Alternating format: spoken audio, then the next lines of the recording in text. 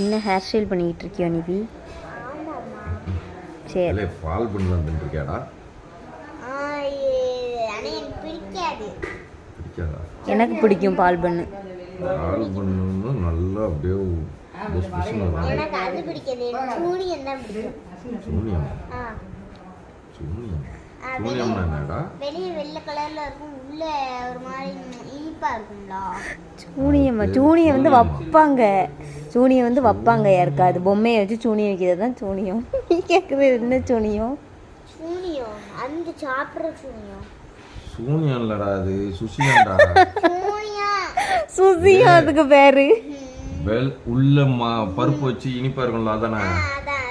அது சுசியம். சூனியமா?